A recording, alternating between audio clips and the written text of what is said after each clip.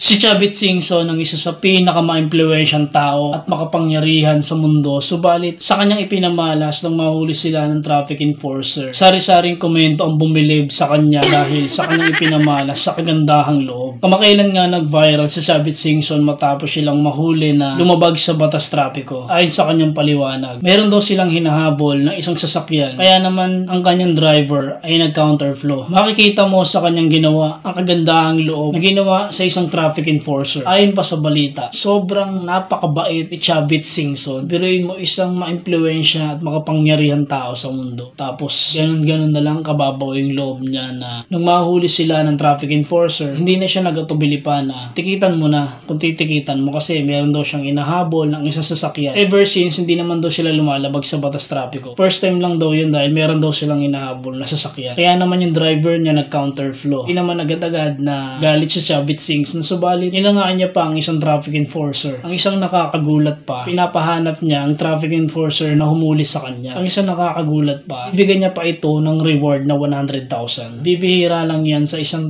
isang Chavit Singson na isang makapangyarihan at maimpluwensyang tao na napaka-down to earth. Bibihira lang yan sa mundo natin na isang sobrang mayaman at makapangyarihan tao na ganun-ganun lang, di ba? Sobrang down to earth, no? Nakakataba lang ng puso. Pero aminin natin, bibihira lang yan sa tao. Siya mahuli lang na lumabas sa batas trapiko. Dami pang sinasabi, nagagalit pa, nakipagsuntukan pa, kung ano pa sinasabi sa traffic enforcer. Subalit sa ipinamalas ni Mr. Chavit Singson, maraming humanga sa kanya na kababayan natin na isang napakabait na tao. Wala akong masabi. Itong video na to, gumawa lang ako dahil gusto ko lang mag-react sa ginawa niya sa traffic enforcer na humuli sa kanya. Nakakataba ng puso. Salute ako sa iyo, Mr. Chavit Singson. Shout out sa iyo, sana humaba pa ang buhay mo at sana marami ka pang taong matulungan. Nakakagulat, di ba? Biruin mo, hinuli ka na ng traffic enforcer. Tapos, wala ka nang ibang sinabi na tikitan mo na kung titikitan, then tinikitan at tapos, ang pinaka nakakagulat syempre, bibigay niya ng tigwa 100,000